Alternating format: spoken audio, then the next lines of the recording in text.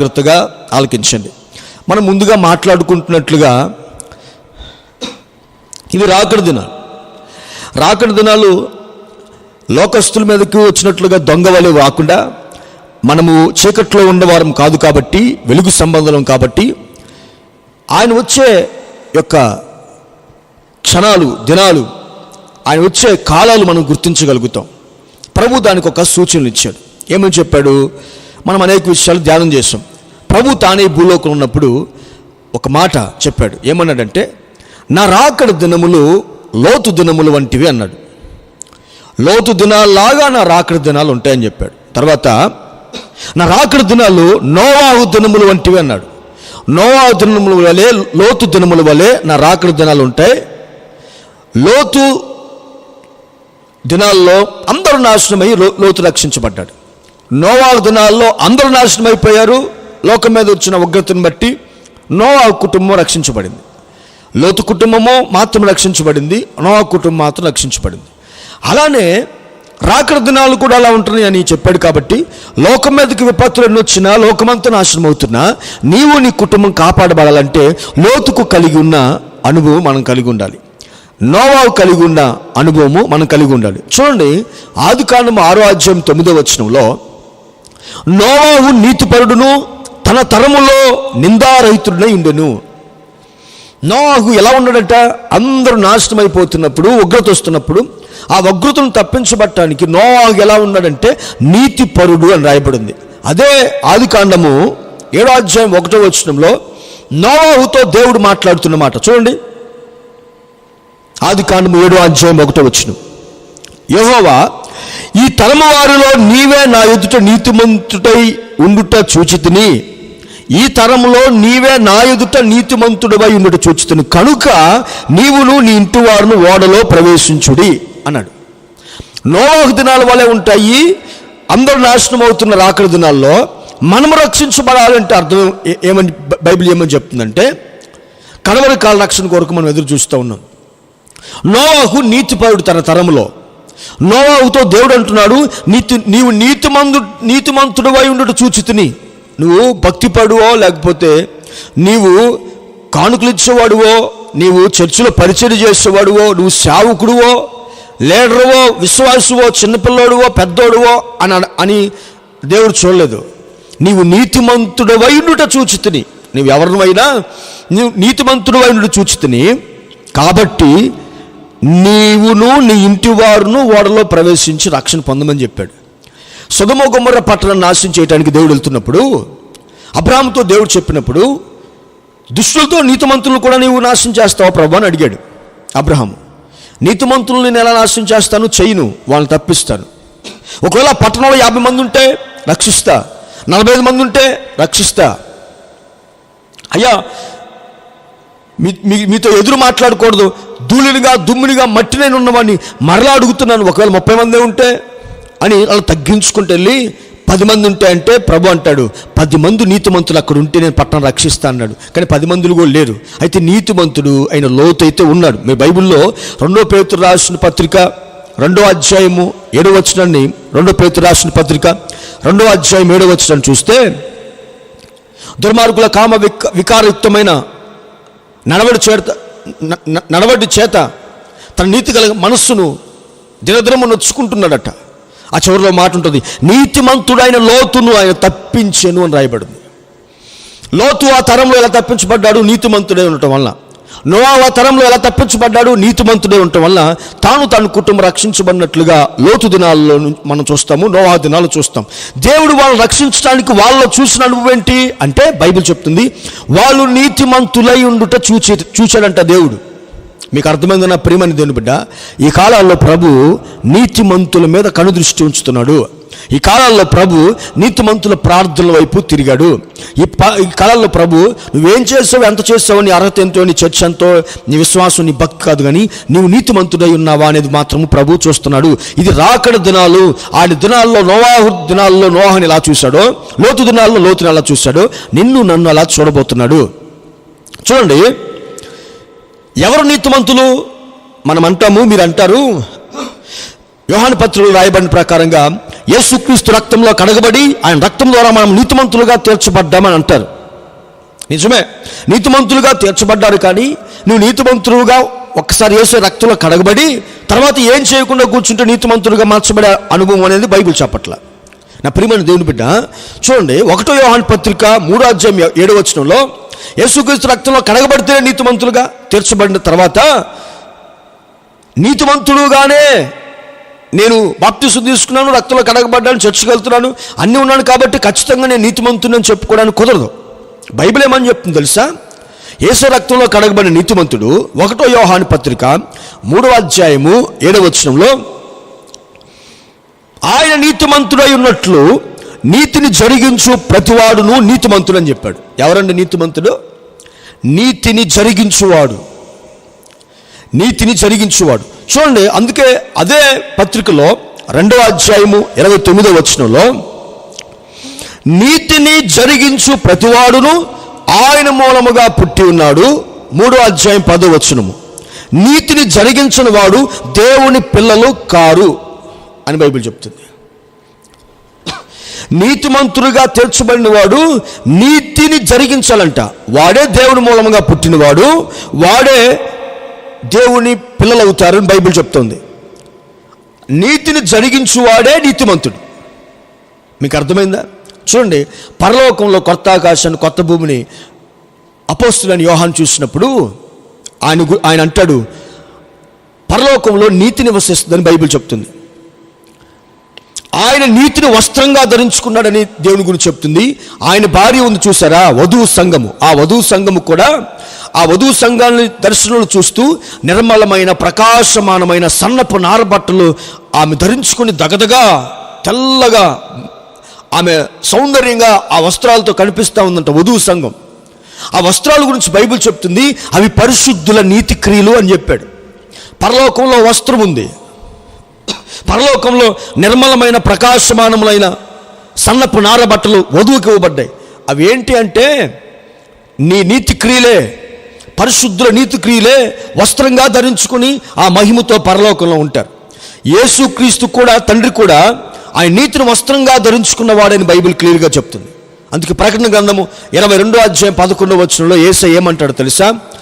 నీతిమంతుడు ఇంకా నీతిమంతుడుగా ఉండాలి, నీతి క్రియలు జరిగించాలి.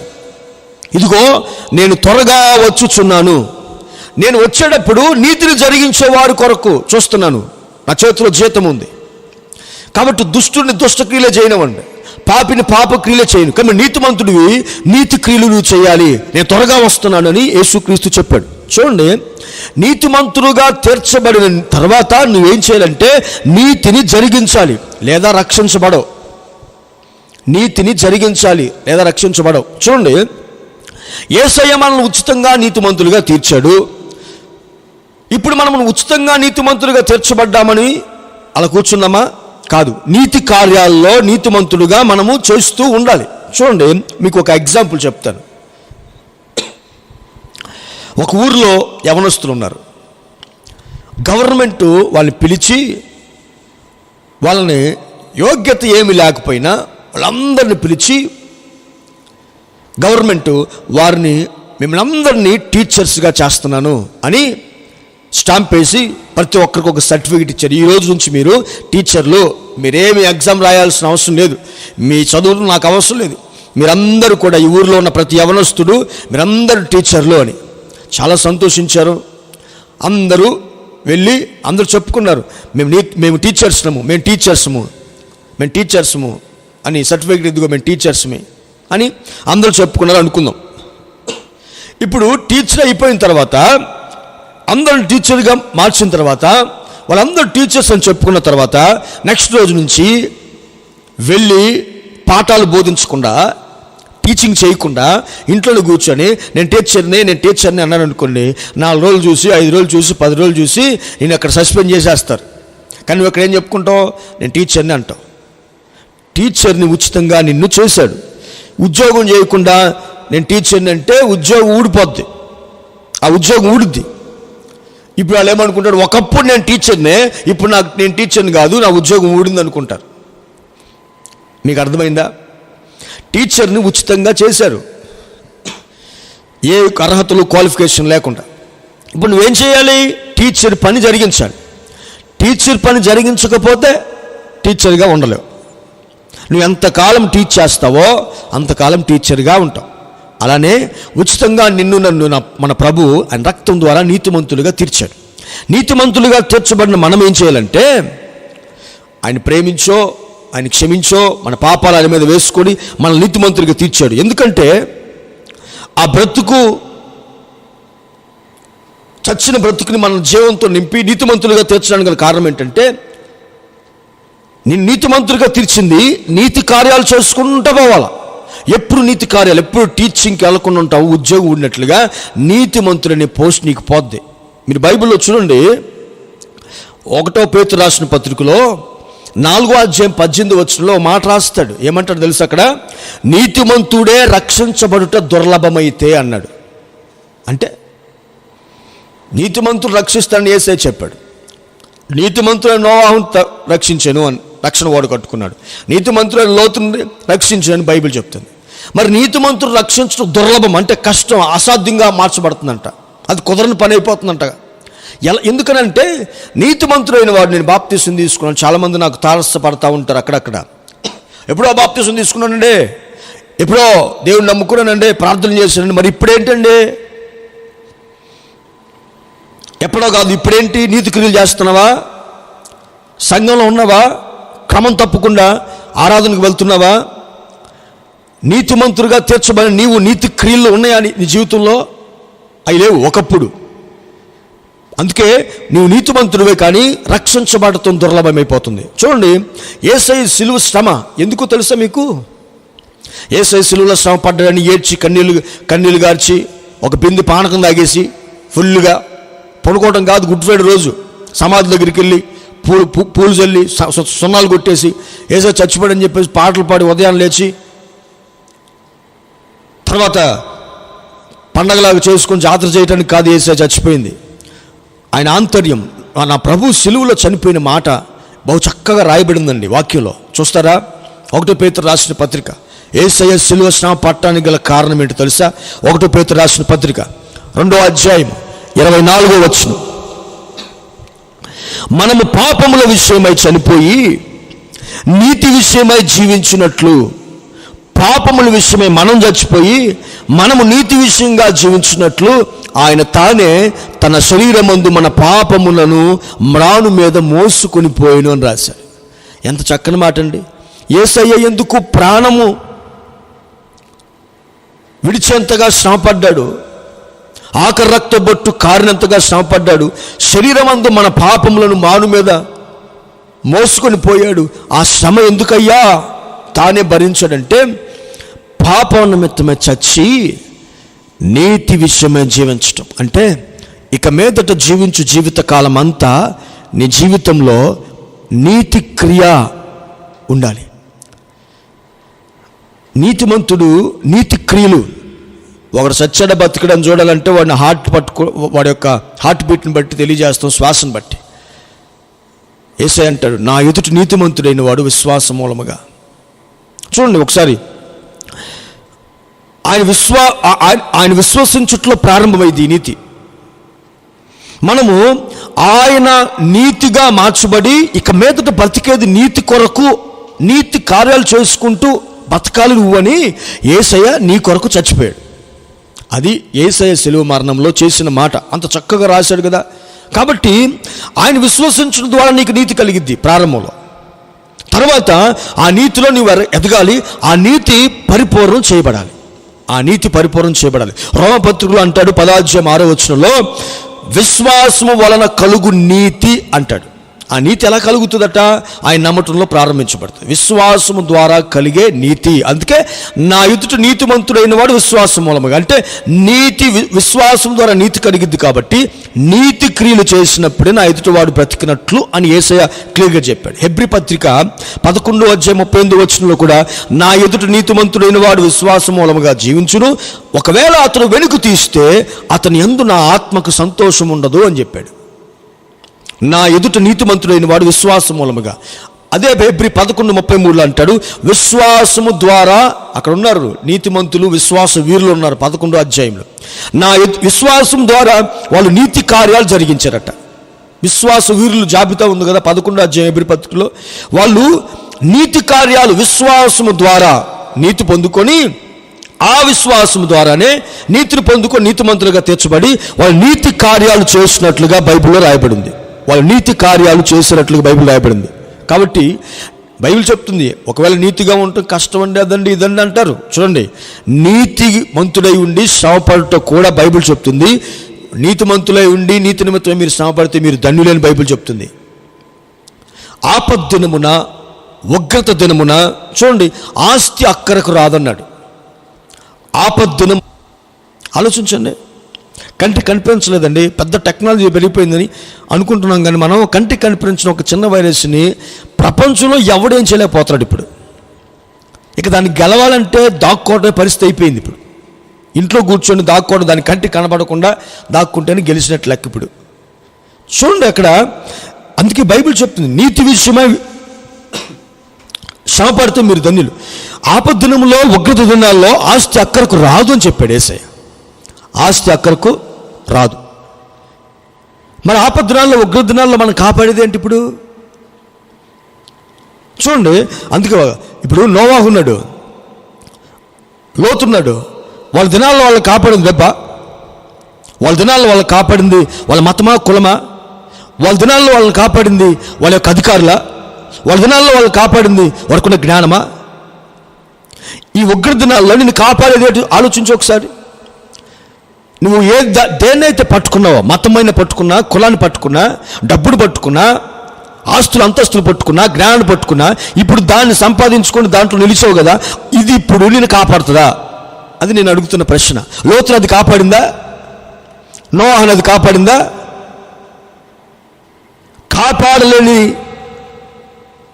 ఈ స్థితిగతులు మనకెందుకండి? ఉగ్రదినాలు, ఆపద్దినాల్లో ఆస్తి అక్కడికి రాదు. ఈ మరణం నుంచి తప్పించేది ఎవరున్నారు? ఏదైనా ఈ మరణం నుంచి మనం తప్పించగలుగుతా? ఈ ఉగ్రదినాల్లో మనం తప్పించగలుగుతా? నోవా లోతును తప్పించిందంటూ అందుకే బైబిల్లో రాశాడు క్లియర్గా. సామెతలు గ్రంథకర్త జ్ఞానంతో రాశాడు. ఏమని రాశాడు తెలుసా? సామెతలు 10వ అధ్యాయం 2వ వచనం అంటాడు, నీతి మరణము నుండి తప్పించును. నీతి మరణం నుండి తప్పించును అంటే నీకు కలిగిన నీతే మరణాన్ని తప్పిస్తుంది. అంటే ఆ రోజు తప్పించాడు లోతునని ఎందుకు చదివాం మనం? అతడు నీతిమంతుడు కాబట్టి. నోవాను తప్పించాడు ఎందుకు చదివాం? అతడు నీతిమంతుడు కాబట్టి. నీ జీవితంలో ఇప్పుడు నిన్ను తప్పించేది ఏంటో తెలుసా? ఎవ్వరు లేరండి ఇప్పుడు. కనీసం ఈ వ్యాధి వచ్చినా కానీ మీ అమ్మ మీ నాన్న కూడా అంతగా ప్రేమించడానికి ముట్టుకోవట్లేదు. నీ భార్యని భర్తను ముట్టుకోవడానికి లేదు. ఒకరికొకరు దూరంగా కూర్చుంటున్నారు, అంత ప్రేమ కలిగిన వాళ్ళు. ఇప్పుడు రక్షిస్తుందా? చనిపోతే సొంత భర్తను కూడా చూసుకోలేక దగ్గరికి వెళ్ళాక, సొంత పిల్లలు చూసుకోలేక దగ్గరికి వెళ్ళాక దూరంగా ఉంటున్నారు. ఆ వ్యాధి మనకు వస్తుందేమో అని ఆ బాధతో బాధపడుతుంటే కనీసం ఎవరు వాళ్ళ దగ్గరికి వెళ్ళలేకపోతున్నారు. నా ప్రియమైన దేవుని బిడ్డ, ఒకసారి జ్ఞానం కలిగి ఆలోచించు. ఉగ్ర దినాల్లో ఏది నిన్ను కాపాడుతుంది, ఏది నిన్ను రక్షిస్తుంది తెలుసా? యేసయ్య వాక్యము సజీవము, అది జీవం కలిగింది, అది సత్యం చెప్పింది, నిజం చెప్తుంది. నీతి నిన్ను మరణం నుంచి తప్పించును రాశాడు. అందుకే జకర్యా ప్రవచన గ్రంథంలో ఒక మాట రాయబడింది. జకర్యా గ్రంథము 2వ అధ్యాయము 3వ వచనంలో మాట రాశాడు. చూడండి, యెహోవాను వెదకుడి, మీరు వెదకి వినయము గలవారై నీతిని అనుసరించిన ఎడలా, నీతిని జరిగించిన ఎడలా, నీతిని అనుసరించిన ఎడలా ఒకవేళ ఆయన ఉగ్రత దినమున మీరు దాచబడుదురు. బహు చక్కని మాట. నీతిని జరిగిస్తే ఉగ్రత దినాన్ని మనం ఏం చేయబడతాం? దాచబడ్డాం. దాయలేదా నోవాహుని దేవుడు ఉగ్రత దినాన? నీతిమంతుడని కదా. అందుకే నా ప్రియమైన దేవుని బిడ్డ, నీతిమంతుడు ఎస్కేల్లో అంటాడు, నీతిమంతుడు నీతిని విడిచిపెట్టినప్పుడు తను చేసిన పాపాన్ని బట్టి అతను చనిపోవును. నీతిని విడిచిన క్షణమే నీతిమంతుడైనా చనిపోతాడని ఎస్కేల్ 33:18 అంటాడు. అందుకే అదే అధ్యాయంలో కూడా చాలా చోట్ల రాస్తాడు. నేను కొన్ని విషయాలు మీకు చెప్తున్నా. 18:22లో కూడా అంటాడు, అతని నీతిని బట్టి అతను బ్రతుకును. అతని ఆస్తిని బట్టి, జ్ఞానాన్ని బట్టి, అతనుకున్న ఆహారాన్ని బట్టి కాదండి, అతని నీతిని బట్టి అతను బ్రతుకును. కాబట్టి నా ప్రియమైన దేవుని బిడ్డ, నీతి క్రియలు చేసే అనుభవంలోకి నువ్వు వెళ్ళాలి. నీతిమంతుడు ఇంకా నీతిమంతుడిగా, అంటే ఇంకా నీతి క్రియలు ఎప్పుడైతే నువ్వు చేయటము ఆపేస్తావో నీతిమంతుడిగా నువ్వు చచ్చిపోతావు. నువ్వు రక్షించబడటం దుర్లభమైపోతుంది. కాబట్టి నీతి కార్యాలు చాలా ఉన్నాయి. ప్రాముఖ్యమైన 2-3 చెప్పి నేను ముగిస్తాను. మొట్టమొదటిగా నీతి క్రియల్లో మొట్టమొదటిగా నీతి ప్రారంభించబడేది ఏంటి? ఒకసారి యేసుక్రీస్తు బాప్తిసం తీసుకోవడానికి వస్తున్నాడు. పాప క్షమాపణ నిమిత్తమై బాప్తిసం అండి. యేసే జన్మలో కర్మలో పాపం ఉందా? లేదు. మరి ఎందుకు ఆయన బాప్తిసం తీసుకున్నాడు? బాప్తిసం ఇచ్చి యోహాను దగ్గర తీసుకున్నాడు. ఎందుకంటే నేను మాదిరి ఉంచిపోవాలి, బాప్తిసం అక్కర్లేని నేనే బాప్తిసం తీసుకుంటున్నా, పాప క్షమాపణ నిమిత్తమై బాప్తిసం, నేను పాపం చేయని వాడిని నేనే తీసుకుంటున్నా, నేను మీకు ఒక మాదిరి ఉంచిపోతున్నాను, జాగ్రత్త అని యేసయ్య హెచ్చరిక చేసినట్లుగా ఆ సంభవం ఉంటుంది. అప్పుడు యోహాను అతన్ని బాగా తేల్చూసి, అయ్యా నీ చేత నేను బాప్తిసం తీసుకోవాలి, నీ చెప్పులు వారిని ముట్టుకోవడానికి నేను అర్హుని కాదు, ఇప్పుడు నీవెలా నా దగ్గర బాప్తిసం తీసుకుంటావంటే యేసయ్య మాట అంటాడు బాప్తిస్మన్ గురించి. చదవండి మత్తయి సువార్త 3:15. మత్తయి సువార్త 3:15 నీతి యావత్తు ఇలాగు నెరవేర్చడం మనకు తగి ఉన్నది అని అతనికి ఉత్తరం ఇచ్చెను. నీతి యావత్తు, ఇది నీతి, ఇది జరగాలి కాబట్టి నువ్వు నాకు ఇవ్వాలి. ఈ నీతి జరగాలంటే నేను నీ దగ్గర తగ్గించుకోవాలి, నువ్వు బాప్తిసం ఇవ్వాలి. కాబట్టి నీతి యావత్తు అని యేసయ్య చెప్పకనే చెప్తున్న మాట, నీతి యావత్తు, నీతిని ధరించుకోవాలంటే బాప్తిస్మము తీసుకోవాలా? బాప్తిసం లేని వాళ్ళు సిద్ధపడి కమిట్మెంట్ తీసుకుంటూ దాచబడతారు ఈ యొక్క సమయాల్లో. లాక్డౌన్ అయిపోయిన తర్వాత మారు మనసు పొంది బాప్తిసం తీసుకుంటాను, హెచ్చరిక చేసావు, అవకాశం ఇచ్చావు, దాన్ని సద్వినియోగం చేసుకుంటానని చెప్పండి. ఇది ప్రారంభించబడుతుంది నీతి. తర్వాత బైబిల్లో కొన్ని విషయాలు మీకు చూపిస్తాను, జాగ్రత్త వినండి. ఫస్ట్ నీతి క్రియ బాప్తిసంలో ప్రారంభించబడుతుంది. తర్వాత మత్తయి సువార్త 5:20. మత్తయి సువార్త 5:20. శాస్త్రుల నీతి కంటే పరిసయ్యుల నీతి కంటే మన నీతి అధికము కాని ఎడల పరలోక రాజ్యంలో మీరు ప్రవేశించరు అని చెప్పాడు. శాస్త్రుల నీతి, పరిసయ్యుల నీతి అంటే లోకంలో నీతి ఉందండి, కానీ యేసయ్యకి అది సరిపోదు, నేను రక్షించడానికి అది సరిపోదు. పరిసయ్యుల నీతి కంటే, శాస్త్రుల నీతి కంటే నీ నీతి అధికం కావాలి. మీరు లూకాసు వార్త 18 ఒక సంభవం ఉంటుంది. సుంకరి పరిసయ్యుల నీతి అంటే చెప్తాను మీకు. పరిసయ్యుల నీతి కంటే నీతిలో ఎదగమని చెప్పా కదా, నీతి క్రియలు చేస్తూ నీతిలో ఎదగాలి. పరిసయ్యుల నీతి కంటే అప్పుడు నువ్వు నీతిమంతుడిగా మార్చబడతావు. పరిసయ్యుల నీతి కంటే, శాస్త్రుల నీతి కంటే నీ నీతి అధికం అవ్వాలని చెప్పాడు. ఇప్పుడు నేను మీకేం చెప్తున్నానంటే అప్పుడే పరలోక రాజ్యంలోకి వెళ్తాడు. అసలు పరిసయ్యుల నీతి అంటే మీకు చెప్పాను. లూకాసు వార్త 19 రాయబడిన మాట 18 రాయబడిన మాటలు ఏంటంటే, దేవాలయానికి ప్రార్థన చేయడానికి 2 వ్యక్తులు వెళ్ళారు. వాళ్ళు ఒక అతను సుంకరి, మరొక అతను పరిసయ్యుడు అని రాశాడు. ఈ పరిసయ్యుడు గురించి బైబిల్లో చదివితే వాడు దేవాలయం దగ్గరికి వచ్చి ప్రార్థన చేస్తాడు. అయ్యా వారానికి నేను 3 రోజులు ఉపవాసం ఉంటున్నా, ప్రతి ఆదివారం చర్చికి వెళ్తా, ఉపవాస ప్రార్థనలో పాల్గొంటా, పరిచయం చేస్తా, ఎక్కడ మీటింగ్ ఉంటే అక్కడికి వెళ్తాను ప్రభా, సోపులో జీలకర్రలో నాకు కలిగిన ప్రతి దాంట్లో 10% ఇస్తాను అని. ఇక అతను ఏం చేస్తాడు అవన్నీ కూడా చెప్తున్నాడు. చివరిలో ఒక మాట అంటాడు, ఈ సొంకర్లాగా ఉండనందుకు నీకు స్తోత్రమయ్యా అంటాడు. తర్వాత మీరు బైబిల్లో చూడండి సొంకర్ గురించి. ఆకాశం వైపు కళ్ళెత్తుటకు ధైర్యం సరిపోక నేల వైపు తగ్గించుకొని తను గుండెలు బాదుకుంటూ పాపినైన నన్ను కరుణించు ప్రభువా అని ప్రార్థన చేస్తున్నాడంట. అతను కూడా కార్యాలు చేశాడు దేవుడి కొరకు, సొంకరే, కానీ అతను ప్రార్థన చూడండి అలా రొమ్ము బాదుకుంటుంటే బైబిల్ చెప్తుంది, అతని కంటే ఇతడు నీతిమంతుడుగా తీర్చి అక్కడికి వెళ్ళని రాశాడు. పరిసయ్యుడి కంటే సుంకర నీతి మంత్రులుగా తీర్చబడ్డాడు. పరిసయ్యుడి నీతి కంటే సుంకర నీతి అధికమైపోయింది. ఇలా వాళ్ళ నీతి కంటే మన నీతి అధికం కాకపోతే మనం రక్షించబడము, పరలోక రాజ్యంలోకి వెళ్ళమని బైబిల్ చెప్తుంది. నా ప్రియమైన దేవుని బిడ్డ, నువ్వు ఇస్తున్నావు దేవుని కొరకు, దేవుని పేరట దేవుని ప్రేమను కనపరచడానికి చేస్తున్నావు, కానీ చెప్పుకుంటావు. నువ్వు పరిసైడివి, నీ నీతి చల్లదు, చెప్పుకుంటావు. చూడండి, వేషధారుల వలె మనం ఉండకూడదు. బైబిల్ క్లియర్గా చెప్పట్లేదా?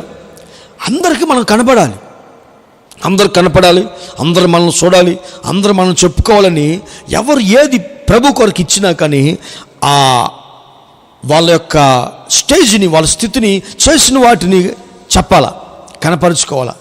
చేశారు కానీ చెప్పుకోవాలా. అది వేషధారణ. చూడండి, అలాంటి యొక్క భక్తి, ఇలాంటి వాళ్ళు చేసిన ప్రతి ఒక్క కార్యము వ్యర్థమైపోయినట్లుగా ఉంటుంది. బైబిల్ ఏమని చెప్తుంది?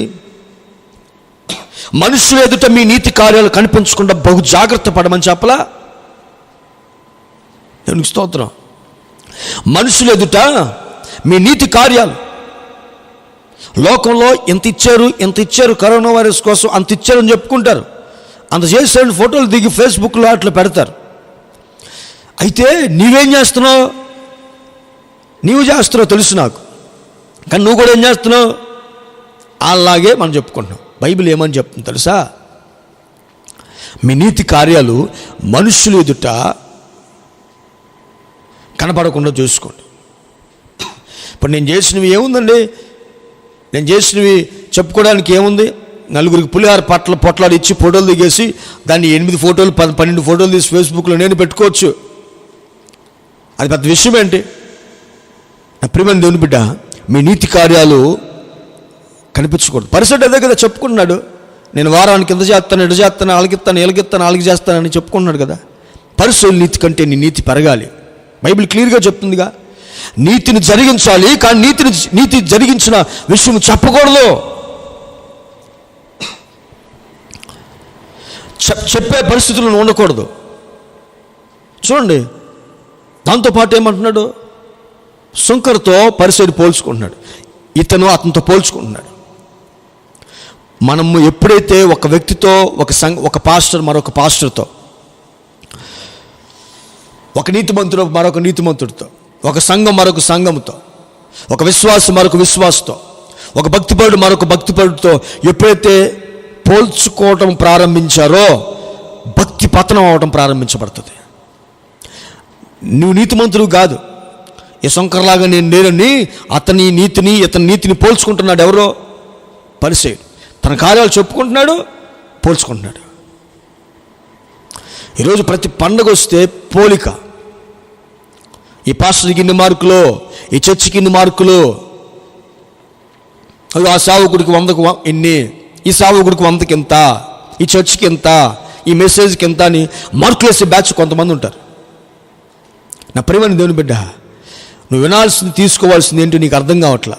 నీ చేతులారా నీ జీవితాన్ని నీవే నాశనం చేసుకున్నావు పోల్చుకోవటం వల్ల. ఆవిడేమో వారానికి ఇన్ని సినిమాలు చూస్తుంది, నేను ఇన్ని సినిమాలే చూస్తాను. ఆ రోజు తాగుతాను, నేను ఎప్పుడో పండగ తాగుతాను, ఆడికంటే నేనే నీతిమంతుణ్ణి.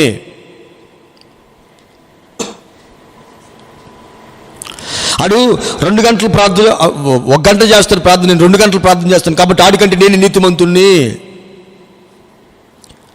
నీ క్రియలు నీతిమంతుడిగా తీర్చలే. మీ నీతి కార్యాలు బయటకు చెప్పుకోవద్దని బైబిల్ క్లియర్గా చెప్తుంది. నువ్వు నిజంగా పోల్చుకోవాలనుకుంటే బైబిల్ ఏమంటుంది? ఆయన నీతిమంతుడైన ప్రకారంగా మీరు నీతిని జరిగించండి. అంటే మన నీతి ఆయన నీతిలాగా ఉండాలి. నీకు దమ్ము ధైర్యము ఉంటే, పెద్ద నీతిమంతుడు అనుకుంటే నువ్వేం చేయాలి తెలుసా? యేసయ్య ఎదుట నిలబడి అడుగు, ప్రభువా నీ నీతిలాగా నా నీతి ఉందా? ఆయన దగ్గర నిలబడు.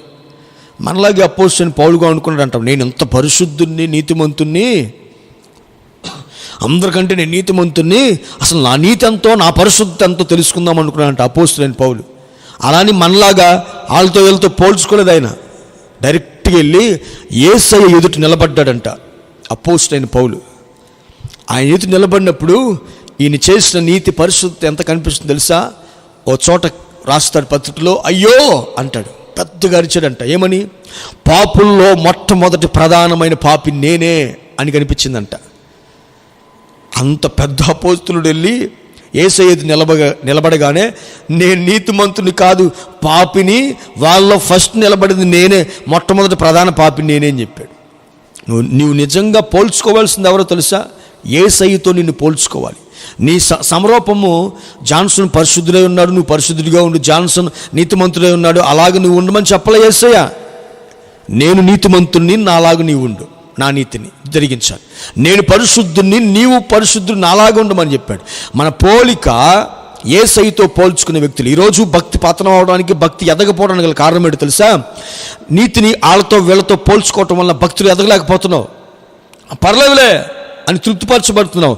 నీ జీవితంలో భక్తి చాలు అనే స్థితి ఎప్పుడు వస్తుందో, వాళ్ళకంటే నేను బెటర్గా ఉన్నా అని పోల్చుకుంటా ఎప్పుడైతే వస్తుందో, ఆ అశ్రద్ధ నీ జీవితానికి శత్రువుగా మార్చబడి ఆత్మీయ పతనానికి కారణమవుతుంది. నా ప్రియమైన దేవుని బిడ్డ, యేసయ్య ఏం చెప్పాడు? తగ్గింపు ఉండదు. చాలామందికి తగ్గించుకోమని, తను తగ్గించుకోమని చెప్పలేదా?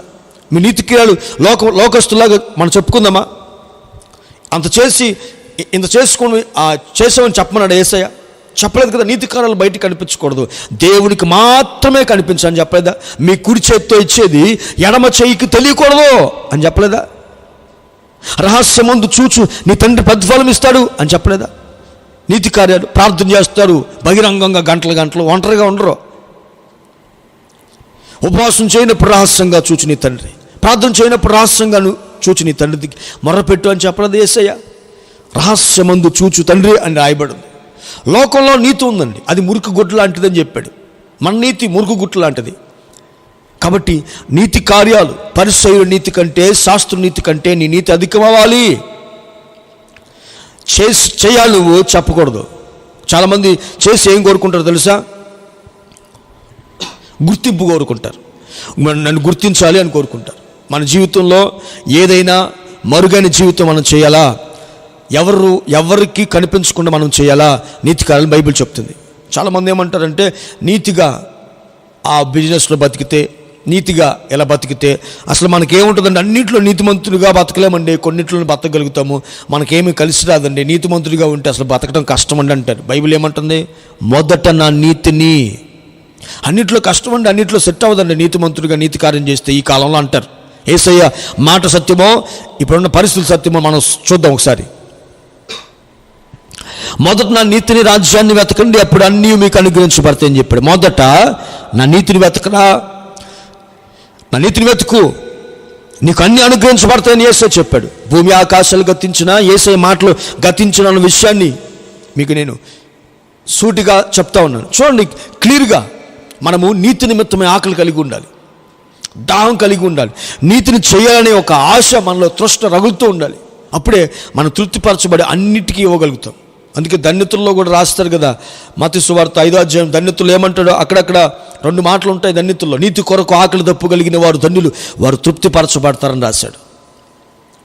నీతి కొరకు, నీతి నిమిత్తం హింసించబడే వాళ్ళు ధన్యులు, వాళ్ళు పరలోక రాజ్యం వారిది అని చెప్పాడు.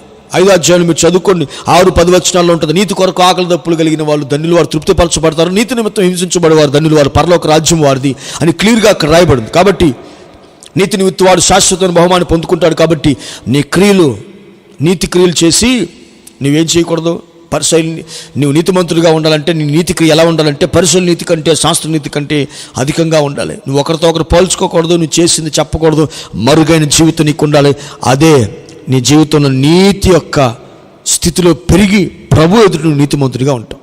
మరొక విషయాన్ని జ్ఞాపకం చేస్తాను. హెబ్రీ పత్రిక 11వ అధ్యాయం 4వ వచనం. హెబ్రీ పత్రిక 11వ అధ్యాయము 4వ వచనం. విశ్వాసాన్ని బట్టి హేబేలు కయ్యూని కంటే శ్రేష్టమైన బలి దేవునికి అర్పించెను. దేవుడు అతని అర్పణ గురించి సాక్ష్యం ఇచ్చినప్పుడు అతడు విశ్వాసాన్ని బట్టి నీతిమంతుడు అని సాక్ష్యం పొందెను. నీ అర్పణ శ్రేష్టమైనదిగా ఉన్నప్పుడు దేవుడు నీ అర్పణ గురించి సాక్ష్యం ఇచ్చి ఆ అర్పణను బట్టి నిన్ను నీతిమంతుడిగా మారుస్తూ ఉంటాడట. నా ప్రియమైన దేవుని బిడ్డ, అర్థమైందా? డబ్బులు అడుగుతున్నానని పిచ్చి పిచ్చిగా వాక్కండి. దేవుడి వాక్యాన్ని కన్నులు తెరిచి చూడండి, కన్నులు తెరిచి చూడండి. అతడు బలి అర్పించను, శ్రేష్టమైన బలి. దేవుడు అతని అర్పణల గురించి సాక్ష్యం ఇచ్చినప్పుడు హేబేలు అర్పణల గురించి ఆ విశ్వాసాన్ని బట్టి నీతిమంతుడు అని సాక్ష్యము. ఇతను నీతిమంతుడని ప్రభు, మనుషులు సాక్ష్యము వ్యర్థమని బైబిల్ చెప్తుంది, దేవుని సాక్ష్యము సత్యము అని బైబిల్ చెప్తుంది. నీ అర్పణ వాళ్ళు ఇంత ఇచ్చారు, వీళ్ళు ఇంత ఇచ్చారు నేను చెప్పడం వీళ్ళు కాదు, వీళ్ళు ఇంత అర్పణ అంత అర్పణ అని కాదు నేను చెప్పడం, వాళ్ళు చెప్పుకోవడం, మైకులో చదివించుకోవటం, చర్చి యొక్క బుక్కుల్లోనూ చర్చి పైన రాళ్ళల్లో ఉండటం కాదు. ప్రభు చెప్పాలి సాక్ష్యం, ఇతని అర్పణ నీతిమంతుడిగా చేసిందని. చూడండి, నీ అర్పణ శ్రేష్టమైంది అయి ఉంటే కయ్యూను పొలం పని చేస్తాడు, వ్యవసాయం. హేబేలు కాపరి, గొర్రెల కాపరి. వీళ్ళిద్దరు దేవుడు అర్పణ తీసుకున్నామన్నప్పుడు మంచి మంచి ధాన్యం అంతా కూడా ఇంట్లో పెట్టేసుకొని చివరిలో మట్టి పొట్టు కలిసిపోయింది ఉంటుంది చూసారా, అదంతా ఎత్తిచ్చి బస్తాలు తీసుకొస్తున్నాడు. బస్తా తీసుకొచ్చాడు. ఏంటన్నయ్య ఇది అంటే, హేబేలు దేవునికి రా, మనం ఎంత ఇచ్చినా తక్కువ లేదో, దేవునికి అర్పించడానికి తీసుకొచ్చాను అంటున్నాడు. చూస్తే పొట్టు మట్టి చినిగిపోయింది, శ్రేష్టమైంది కాదు.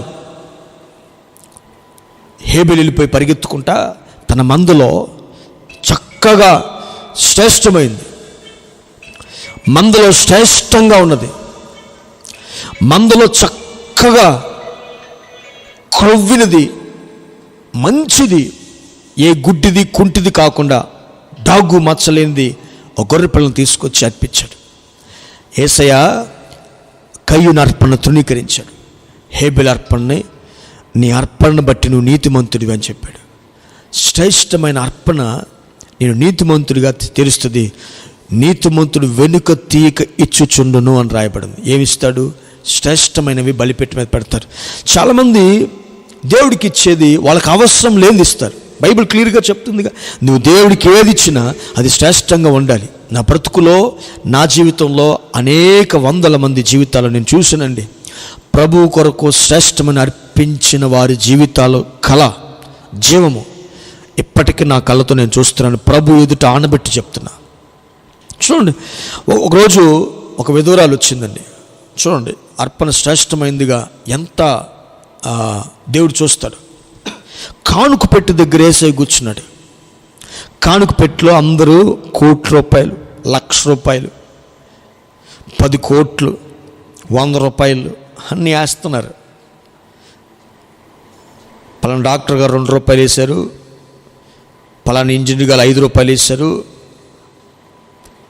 కలెక్టర్ గారు ₹1.5 వేశారు. అన్నీ చూస్తున్నాడు యేసయ్య. కానుక పెట్టి దగ్గర కూర్చొని చూస్తూ ఉన్నాడు. ఒక పేద విధవరాలు వచ్చిందండి. వచ్చి 2 పైసలు లేకపోతే ఒక 2 దేనారాలు, మన లెక్కలో 2 పైసలు వేసింది. యేసయ్య అక్కడ ఉన్నవారు అందరిని పిలిచి సాక్ష్యం చెప్పాడు ఆవిడ గురించి. ఏమంటే తెలుసా?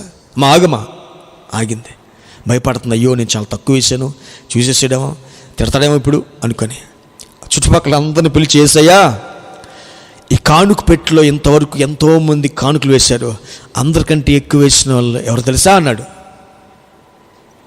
అందరు చూస్తున్నారు. ఈమె అని చెప్పాడు. స్తోత్రం. ఈమె అందరికంటే ఎక్కువైన కానుక వేసిందని చెప్పాడు. అప్పుడు ప్రభు ఆశ్చర్యంగా ఉంది అనిపించింది. ఈవిడ అనుకుంటుంది, నేను 2 పైసలు ఎత్తాను, నేను ఎక్కువ వేసాను, సరిగ్గా చూడలేదు యేసయ్య. అందరం వల్ల కోట్లు ఎత్తి నా గురించి చెప్పకుండా నాకంటే ఎక్కువ వేసింది ఆ విధవరాల దగ్గర ఏముందని. అప్పుడు యేసయ్య అంటాడు, అందరూ తన సమృద్ధిలో నుంచి ఇచ్చారు, ఈమె తల్లి కలిగిన సమస్తము లేమిలో తన జీవనమంతా ఇచ్చేసింది. అందుకే సాక్ష్యం ఇస్తున్నా నేను. నీకు ఇష్టమైనది, నీకు అవసరమైనది ప్రభువుకు కావాలి. చూడండి, నీ యవ్వనాన్ని ఇవ్వగలుగుతావా? యవ్వనం అంతా తిరిగేసి రిటైర్మెంట్ అయిపోయిన తర్వాత గవర్నమెంట్ వాడు ఎందుకు వద్దంటే, వీడు ఎందుకు పనికిరాడంటే సేవకొత్తానంటాడు. విలువైన యవ్వనాన్ని నువ్వు దేవుని సన్నిధిలో పెట్టవు, విలువైన సమయాన్ని దేవుని సన్నిధిలో పెట్టవు, విలువైన టాలెంట్స్ని బలిపేట మీద పెట్టవు. యవ్వనంలో కాడిమోయటి నరునికి మేలు అని ప్రభు చెప్పాడు. విలువైన సమయాన్ని, నీకు అవసరం లేని వాటిని ఇస్తావు, నీకు అవసరమైన వాటిని దేవునికి ఇవ్వు. నీకు అవసరమైంది దేవుడికి కావాలి, నీకు ఇష్టమైనది ఆయనకి కావాలి. మీరు చూడండి, మిగిలిపోయింది ఏసై తీసుకోడు, అందుకే ప్రథమ ఫలం అడిగాడు. శ్రేష్టమైన బలి నిన్ను నీతిమంతుడిగా తీరుస్తుంది. నీ జీవితంలో ఏది ప్రేమిస్తావు? ఒకసారి ఒకరు వచ్చి వాచ్ చేసి వెళ్ళారు, మంచి వాచ్ కానుకలో. తర్వాత ఏంటమ్మక్క వాచ్ చేసావని అడిగితే ఒక మీటింగ్లో నాకు అన్నిటికంటే ఇది ఇష్టము, మీరు చివరి ప్రార్థన చేస్తున్నప్పుడు ప్రభు నాకు ఇది ఇచ్చేయమని చెప్పాడు. ఎందుకని? ఇదే నాకు ఇష్టం అన్నయ్య. ఒక ఆవిడకి ఉంగరాలంటే ఇష్టం అంట. ప్రభు అన్నాడు, నువ్వు నాకేమీ ఇవ్వాల్సిన అవసరం లేదు, నువ్వు కోట్ల రూపాయలు నాకు అవసరం లేదు, నువ్వు ఇచ్చేది కాదు, కానీ నీ ఉంగరాలు నాకు కావాలంటే ప్రభు చెప్తే ఉంగరాలు ఇచ్చేసి. అంటే నీకు ఇష్టమైంది శ్రేష్టమైన బలి నీతిమంతుడిగా తెలుస్తుంది. నీ మనస్సు ఆ శరీర సంబంధంగా తెగిపోతుంది, ఆత్మ సంబంధంగా ప్రభుతో సంబంధం కలిగి ఉంటుంది. నీకు ఇష్టమైంది కావాలి. బైబిల్లో అబ్రహాము గురించి చదవండి, బహు ధనవంతుడై ఉండెను. ఆయన దేవుడు గొర్రెలు అడిగితే కొన్ని వేలు ఇచ్చేస్తాడు అంతే. ఎడ్లు అడిగితే బలిపేట మీద పెట్టమంటే పెట్టేస్తాడు. ఇంక ఏది అడిగినా కానీ అబ్రహాం ఇవ్వగలుగుతాడు, ఏదైనా ఇవ్వగలుగుతాడు. తను అన్నిటికంటే ఎక్కువగా ప్రేమించింది ఏంటా అని ప్రభు చూస్తే తన కుమారుని ప్రేమించాడు అబ్రహాం.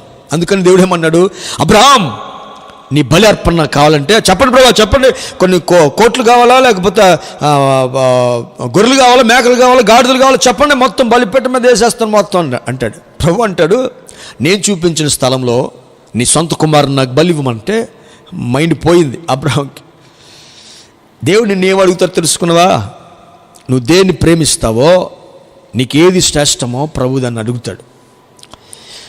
అది ఇవ్వడానికి సిద్ధపడ్డాడు కాబట్టి అబ్రహాం ఆశీర్వదించబడ్డాడు. అది నీతి కార్యం. అబ్రహాము దేవుని నమ్మిన ఏంటది? తన కుమారుని ఇచ్చినా మృతుల్లో నుంచి లేపుతాడు. నా ప్రభు కావాల్సింది అది అనుకుంటే నేను అది ఇస్తాను, చనిపోయి బూడిదైనా లేపుతాడని విశ్వసించి తన క్రియల్లో నీతిని చూపించి అతను నమ్మాడట, నీతిమంతుడిగా ఎంచబడ్డాడని బైబిల్ క్లియర్గా చెప్తుంది. కాబట్టి నీకు ఇష్టమైన వాటిని బలిపీఠం మీద పెట్టగలవా? ఆలోచించండి. అబ్రహాం జీవితంలో నీకు ఇష్టమైంది దేవునికి కావాలి, విలువైన త్యాగంతో కూడిన నీ అర్పణ దేవుడి సాక్ష్యం ఇచ్చేలాగా ఉంటే నీతిమంతుడని సాక్ష్యం పొందుతావు. కుంటిది గుడ్డిది ద్వితీయోపదేశ కాండంలో ఉంటుంది, ప్రభుకి అర్పణ అలా చేయకూడదు, ఏ చినిగిపోయింది ఇవ్వకూడదు. ఫ్రెష్గా ఉండేది, శ్రేష్టమైనది దేవునికి హృదయపూర్వకంగా అర్పణగా నీవు ఇవ్వగలగాలి. బలవంతంగా నీ జీవితం ఏది ఇవ్వకూడదు. నీ అర్పణని నీతిమంతుడిగా మారుస్తున్న విషయం గుర్తుపెట్టుకోవాలి. ప్రభుకి లేక నేను అడగట్లేదు, నీ ధనం ఎక్కడుండునో నీ హృదయం అక్కడ ఉంటుంది. కాబట్టి ఆ ధనము హృదయము ఎక్కడుందో ఆ ధనాన్ని అడగగలిగితే ధనంతో పాటు ప్రభు ఎదుటికి నీ హృదయం వచ్చేస్తుంది. ఆయనే ఇచ్చింది కదా నీకు, ఆయనే కదా నీకు సమస్తం ఇచ్చింది. దావీదు అంటాడు, సమస్తము నీ వల్లనే కలిగినవి, నీ సంపాద్యంలో మేము కొంత ఇచ్చుచున్నామని రాశాడు. ప్రేమని దేవుని బిడ్డ, విషయాన్ని గమనించవలసిందిగా మనం చేస్తున్నాను. మరొక విషయాన్ని కూడా చెప్పి నేను ముగిస్తాను. చూడండి, అబ్రహాము దేవుని నమ్మెను, అది అతనికి నీతిగా ఎంచబడింది. బాప్తిసం ద్వారా నీతి ప్రారంభించబడుతుంది. పరిసర శాస్త్రుల నీతి కంటే మీ నీతి అధికమవ్వాలి. శ్రేష్టమైన అర్పణ ద్వారా మీ నీతి కార్యాలు జరుగుతూ ఉండాలి. నీతిమంతులు వెనుక తీయకుండా ఇస్తూనే ఉండాలి. తర్వాత అబ్రహాము దేవుని నమ్మెను, అది అతనికి నీతిగా ఎంచబడెను అని రాశాడు. అబ్రహాము దేంట్లో దేవుని నమ్మాడు? మీరు బైబిల్లో చూడండి, ఆది కాండంలో అన్ని విషయాల్లో అబ్రహాము దేవుని నమ్మెను. అన్ని విషయాలంటే చూడండి, పిల్లలు పుట్టరండి, ముసలోళ్ళు 100 సంవత్సరాలు ఆయనకి, వాళ్ళ భార్యకి 10 సంవత్సరాలు, 90 సంవత్సరాలు, భార్యకి 90 సంవత్సరాలు, ఆయనకి 100 సంవత్సరాలు. ఇప్పుడు పిల్లలు పుడతారా? సర్టన్ ఏజ్ వచ్చిన తర్వాత స్త్రీకి గర్భసంచి ఉడికిపోతుంది, ఉండదు, అదృశ్యమైపోతుంది. గర్భసంచే లేకపోయినప్పుడు గర్భం ధరించి పిల్లల్ని ముసలితనంలో ఎలాగంటుందని నవ్వుకుంది ఒకసారి. బైబిల్ చెప్తుంది, అబ్రహాము దేవుని నమ్మాడు. అసాధ్యమైన పిల్లలు పుట్టరని తెలిసినా దేవుడు పుట్టించగలగ సమర్థుడు, ఉన్నవి లేనట్టుగా లేనివి ఉన్నట్టుగా చూపించే దేవుడు అని చెప్పేసి ఆయన ఏం చెప్పాడంటే, దేవుడు నమ్మాడట అబ్రహాము. అసాధ్యమైన వాటిలో దేవుడు నమ్మాడు, అది నీతిగా ఎంచబడింది. కరువులో నమ్మాడు, కష్టం నమ్మాడు, ఇలాంటి ఉపద్రవాలు వచ్చినప్పుడు నమ్మాడు. తన భార్యని దేవుడు ప్రయాణంలోనే 2 రాజులు తీసుకెళ్ళిపోయినప్పుడు దేవుడు నమ్మాడు. ఏమి లేకుండా, తినటానికి లేకుండా బయలుదేరి కట్టుబట్టలతో ఇంట్లో నుంచి బయలుదేరి తన ఆస్తి వదిలిపెట్టుకుని వస్తున్నప్పుడు దేవుడు నమ్మాడు. నా జీవితంలో నేను చెప్తున్నానండి, దేవుడు నాకు చెప్పాడని నా యవ్వనంలో 20-21 సంవత్సరాల వయసులో నా ఎంఎస్సిలో నా పేరు కూడా మారింది. సెకండరీలో సర్టిఫికెట్ అన్నీ వదిలిపెట్టేసి, నా ఇంటిని వదిలిపెట్టేసి, ప్రభు ఈ పట్టణం నాకు అనేక జనం ముందు భయపడక ప్రకటించు, నేను నీకు తోడే ఉన్నా, నీకు హాని చేయడానికి ఎవరు రాడని ప్రభు క్లియర్గా చెప్తే, 40 రోజుల ఉపవాసంలో ప్రభు అనేక విషయాలు నాకు చెప్తే, ఆ మాటలను బట్టి నమ్మి కొన్ని సమయాల్లో రైల్వే స్టేషన్లో పడుకున్నా, బస్ స్టేషన్లో వెయిట్ చేసిన, ఆకలితో అలమటిస్తున్నా, ఏమీ లేకపోయినా ఆ సమయంలో తినే వయసు కలిగి ఉన్న ఆ సమయంలో దీనస్థితిలో, కప్పుకోవడానికి దుప్పట్లేని పరిస్థితుల్లో, ఆకలి ఎవరికి చెప్పాలో తెలియని స్థితుల్లో, అన్ని కోణాలని ప్రభు ఎదుటి నేను చెప్తున్నాను, నమ్మండి. నేను ప్రభువునే నమ్మాను. నన్ను పిలిచిన వాడు నమ్మదగినవాడు. ఆకలితో నన్ను చంపడో నా స్థితి ఇది కాదు, ఖచ్చితంగా మార్చగలుగుతాడు.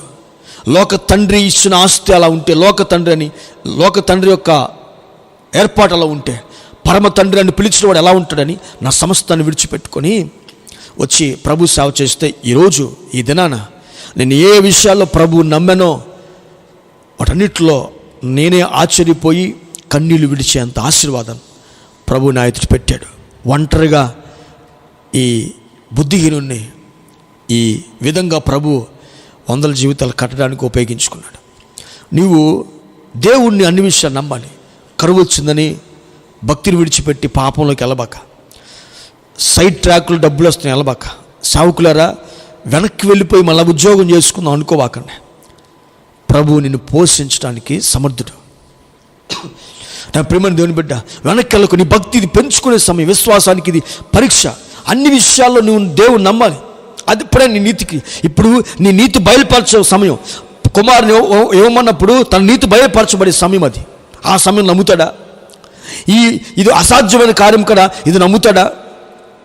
అన్ని విషయాలు నువ్వు నమ్మటమే నీతిగా నువ్వు ఎంచబడుతుంది. కరువు వచ్చినప్పుడు ఇది పరీక్షాకాలం అనే విషయం గుర్తుపెట్టుకోండి. దేవుడు నీ విశ్వాసానికి పరీక్షను ఇస్తున్నాడని చెప్పేసి, షడ్రకు మేషకు అబేద్నెగోలు అగ్నిలో వేస్తున్నప్పుడు వాళ్ళు నమ్మారు. ఏమని నమ్మారు తెలుసా? మండుచున్న అగ్నిగుండంలో నుంచి మమ్మల్ని రక్షించుటకు మా దేవుడు సమర్థుడని నమ్మారు. వాళ్ళు నమ్మారు, అందుకే రక్షించబడ్డారు. అసాధ్యమైన కార్యాలు, అందుకే క్లియర్గా బైబిల్ ఏమని చెప్తుందంటే, నీ విశ్వాసం ఎలా ఉంది? నమ్ముట నీ వలనైతే నమ్మువానికి సమస్తము సాధ్యం. పరిస్థితులు చూడలేదండి వాళ్ళు, 7 అంతల అగ్నిగుండాలు వాళ్ళు చూడలేదు. పరిస్థితులు తారుమారుగా ఉండొచ్చు. పౌలు అంటాడు, నేను దృశ్యమైన వాటిని చూడట్లేదు, అదృశ్యమైన వాటిని నిదానించి చూస్తున్నామని రాస్తాడు పౌలు. చూడండి, కాబట్టి అనేకమైనవి కనిపిస్తున్నాయి, వినిపిస్తున్నాయి. వీటిని ఏది నమ్మద్దు. నువ్వు కన్నుడు తెరిచి, ఆత్మీయ మనతో తెరిచి ప్రభు చేసే కార్యాలను చూడు. అసాధ్యమైన సాధ్యం చేయగలిగే శక్తి కలిగిన వాడు. నమ్ముట నీ వలనైతే నమ్మువానికి సమస్తము సాధ్యమని చెప్పిన ఆ మాటను గుర్తుపెచ్చుకొని ఏ పరిస్థితులైనా ప్రభు నమ్మటమే నువ్వు నీతి. అన్ని విషయాల్లో, కరువైనా, ఖడ్గమైనా, అసాధ్యమైన, ఉద్యోగంలో అయినా, పెళ్లిలో అయినా, ఎటువంటి ఆహార విషయంలో అయినా, నీ బిజినెస్ విషయంలో అయినా కానీ రాబోయే కాలంలో హానికరమైనవిగా మనకు కనపడకూడదు. లోకానికి హాని ఉండొచ్చు, లోకంలో శ్రమ ఉండొచ్చు, ఐగుప్తులో చీకటి ఉంది, కానీ ఇశ్రాయేలుకి దేవుడు వెలుగుగా ఉన్నట్లుగా బైబిల్ చెప్పలేదా? సముద్రంలో అసాధ్యమైన కార్యములో అయినా ఎర్ర సముద్రంలో వాళ్ళు 6 నెలలపై నడిచినప్పుడు అలాగూ చూశారు లోకస్తులైన ఐగుప్తులు. వాళ్ళు మునిగిపోలేదా? నా ప్రియమైన దేవుని బిడ్డ, అలాంటి దేవుడు, ఎలాంటి దేవుడు కలిగి ఉన్నావో ఈ యొక్క కాలం నీకు నేర్పించాలా. కాబట్టి చేస్తాడా చేయడా, ఇస్తాడా ఇవ్వడా అనే యొక్క అనుభవం నీకు ఉండకూడదు. శిష్యులు తుఫాన్ చూసి కంగారు పడిపోతున్నారు, అయ్యో మునిగిపోతున్నామని. యేసే లేచి వాళ్ళని గద్దించాడు. ఏమని? నీ విశ్వాసం ఎక్కడా అన్నాడు. నీ విశ్వాసం ఎక్కడిప్పుడు? ఇవి జరుగుతాయని ప్రభు చెప్పాడు. ఇవి జరుగుతాయని ప్రభుజే చెప్పాడు. బైబిల్ తెరిస్తే నీకు అర్థమవుతుంది. ప్రీవియస్ వీడియోస్లో చాలా చోట్ల ప్రభు ఏం చెప్పాడు మీకు. ఇప్పుడు నీ విశ్వాసం ఎక్కడా? నీ విశ్వాసం ఎలా ఉంది ఇప్పుడు? నీతిమంతులకు కలుగు ఆపదలు అనేకములు, వాటన్నిటిలో నుంచి యెహోవా వాటిని తప్పిస్తులని కీర్తన 34:19 రాయబడింది. నీతిమంతులకి కలుగు ఆపదలు అనేకం ఉంటాయి, కానీ ఏ ఒక్కడిని విడిచిపెట్టకుండా అన్నిటిలో నుంచి నేను తప్పిస్తానని చెప్పాడు దేవుడు. నువ్వు నీతి కార్యాలు చేసే వ్యక్తిగా ఉండాలి. కొన్ని విషయాలు నేను మీకు చెప్పాను. కాబట్టి నా ప్రియమైన దేవుని బిడ్డ, అన్ని విషయాల్లో ప్రభువుని నమ్ము. కరువులో నమ్ము. ఇస్సాకు నమ్మలేదా? కరువులో నమ్మి విత్తనం వేస్తాడు. ఇప్పుడు విత్తనం ఎత్తి ఎలా పండిద్దు? ఎవరికి మండుతుందిరా? నీళ్ళు ఉన్నాయా? విత్తనం వేస్తున్నావు. వర్షం కురుస్తుందా, విత్తనం వేస్తున్నావు, అందరు విత్తనాలు వేసి పెద్ద పోటుగా లేచాడు, కూర్చో అన్నాడు.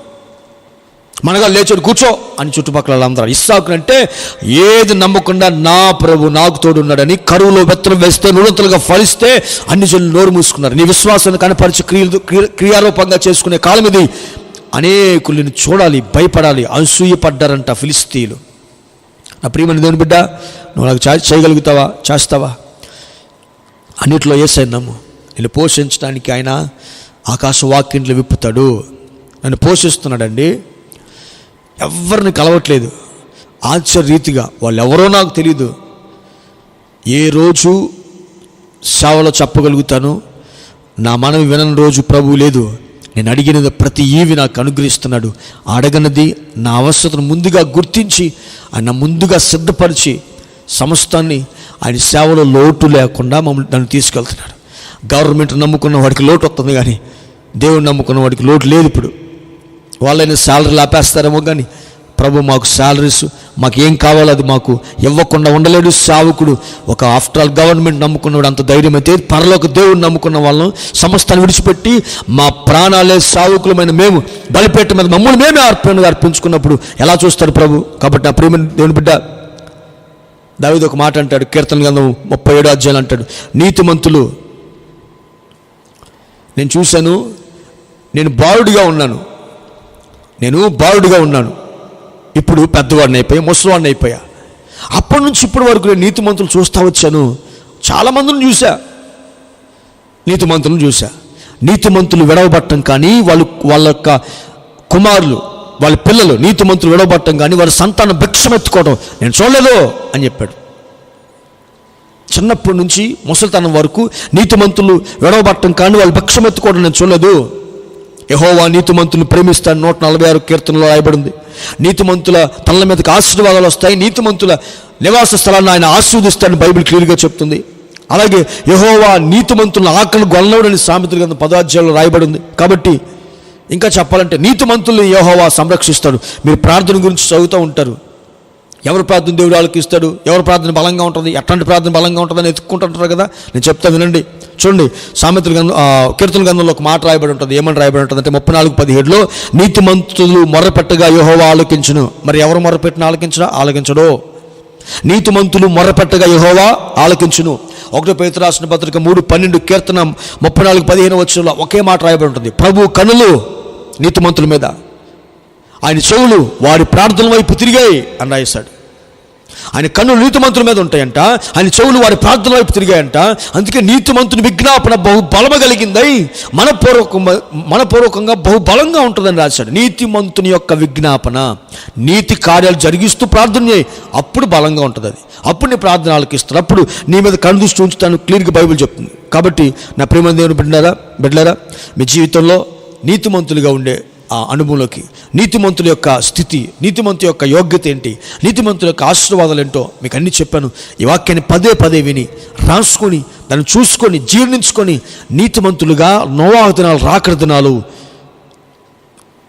లోతు దినాలు రాకడ దినాలు, ఆ దినాల్లో వాళ్ళు నీతిని బట్టి రక్షించబడ్డారు. కాబట్టి ఇంకా బైబిల్ అనేక చోట్ల ఆదికాండం నుంచి ప్రకటన వరకు ఇవే కార్యాల గురించి రాయబడి ఉంటుంది. కాబట్టి నువ్వు నీతిలో ఎదిగి నీతిమంతుడిగా ఉండి ప్రభు రాకడికి సిద్ధపరచబడి యాపదినాల్లో నీతిని రక్షించి ఉన్నతమైన అనుభవాలతో ఆకలి లేకుండా ఆశీర్వదించబడే కృపలోనికి ప్రభు మనలందరూ నడిపించునుగాక.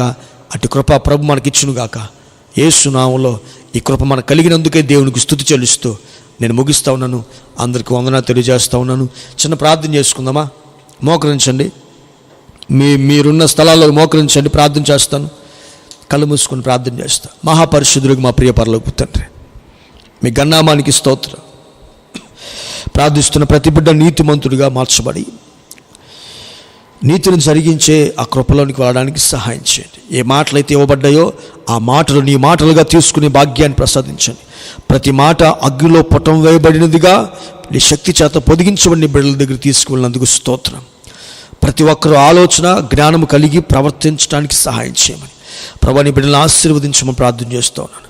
దేవా, సిద్ధపరచండి. ఉపవాసంలో అమూల్యమైన మాటలు మాకు అందించినందుకు స్తోత్రం చెల్లిస్తూ, మీరు మాతో మాట్లాడినందుకు స్తోత్రం చెల్లిస్తూ, ఈ కరోనా వైరస్ నుంచి విడిపించండి, దాయండి. ఎవరికి అక్కరగా ఉందో వారికి సమృద్ధిని కలుగు చేయండి. వాక్యం సెలవిస్తున్నట్లుగా పోషించువాడని నేను, రక్షించువాడని నేనే చెప్పావు.